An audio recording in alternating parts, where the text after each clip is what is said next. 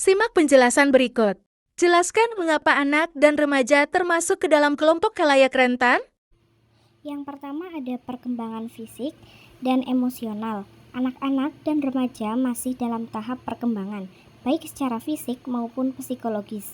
Perubahan hormon dan pengalaman baru membuat emosi mereka seringkali tidak stabil, mudah terpengaruh oleh lingkungan sekitar, dan rentan terhadap stres.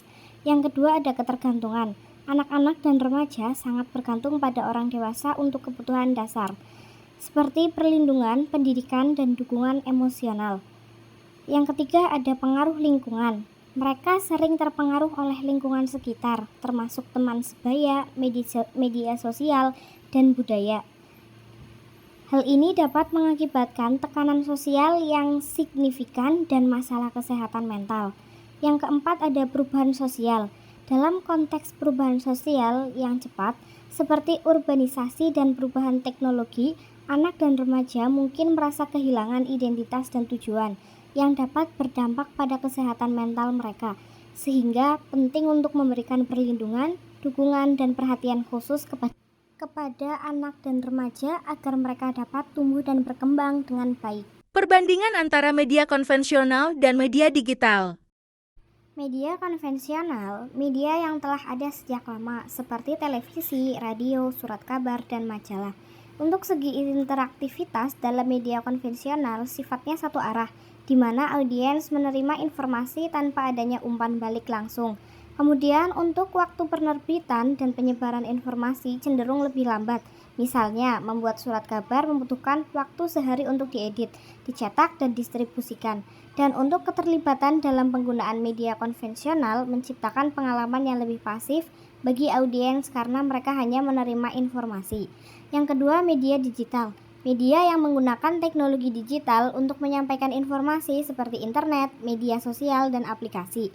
Dari segi interaktivitas, media digital bersifat interaktif dan dua arah, memungkinkan pengguna untuk berkomunikasi langsung, berkomentar, atau berbagi konten secara instan.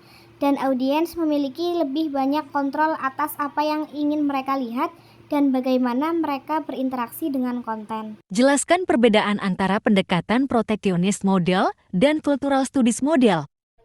Proteksionis model merupakan pendekatan yang melihat media sebagai suatu yang memiliki potensi ancaman, baik terhadap moral, budaya, maupun nilai-nilai masyarakat.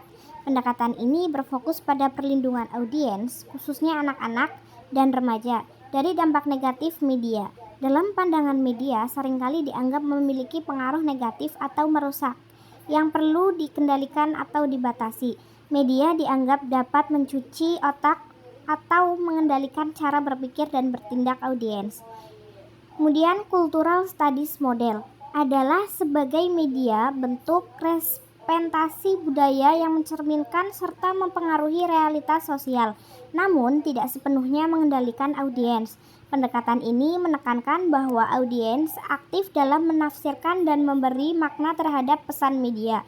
Kemudian dalam pandangan media dilihat sebagai bagian dari budaya yang kompleks, di mana pesan-pesan media diproduksi, diedarkan, dan diinterpretasikan secara beragam. Pesan media dipandang bukan hanya sebagai isi yang dipaksakan pada audiens, tetapi sebagai sesuatu yang terbuka untuk interpretasi.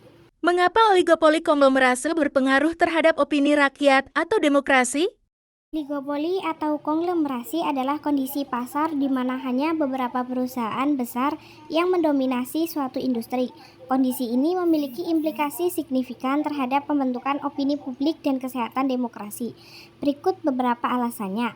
Yang pertama, pengaruh terhadap informasi yang tersedia. Oligopoli dapat mempengaruhi topik yang dibahas, cara peristiwa dilaporkan, serta sudut pandang yang dipilih. Hal ini bisa membuat masyarakat hanya melihat suatu isu dari satu sisi, yang akhirnya membatasi ruang publik untuk berpikir kritis atau mempertanyakan narasi yang dominan. Yang kedua ada potensi konflik kepentingan.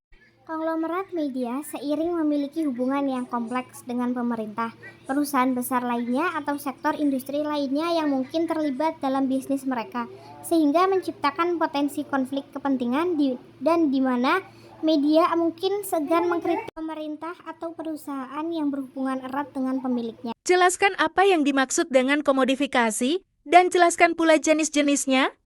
Komodifikasi adalah proses mengubah suatu yang sebelumnya dianggap tidak memiliki nilai tukar menjadi suatu komoditas yang dapat diperjualbelikan di pasar. Sederhananya, komodifikasi adalah proses mengubah sesuatu menjadi barang dagangan. Kemudian untuk jenis-jenisnya, yang pertama ada komodifikasi budaya. Misalnya musik, seni, tradisi, bahasa, dan bahkan identitas budaya dapat dijadikan produk komersial. Yang kedua ada komodifikasi alam, contohnya air bersih, udara bersih, hutan, dan spesies langka dapat dijadikan komoditas yang diperjualbelikan. Yang ketiga ada komodifikasi diri atau identitas. Adalah ketika seseorang mengubah identitas atau kepribadiannya menjadi produk yang dapat dijual kepada publik atau audiens. Ini sering terjadi dalam era digital di mana individu memasarkan citra diri atau identitas mereka di media sosial untuk menarik perhatian, popularitas, atau sponsor. Yang keempat, komodifikasi ruang. Proses mengubah ruang publik atau lingkungan fisik menjadi aset komersial yang menghasilkan keuntungan. Dalam hal ini, ruang publik atau alam yang awalnya bebas akses atau hanya memiliki nilai budaya diubah menjadi produk yang dijual atau diperdagangkan. Yang terakhir ada komodifikasi emosi atau relasi. Proses mengubah aspek emosional atau relasi manusia menjadi produk komersial. Ini sering ditemukan dalam industri yang mengemas perasaan seperti cinta, persahabatan, atau keintiman sebagai produk yang dijual kepada publik.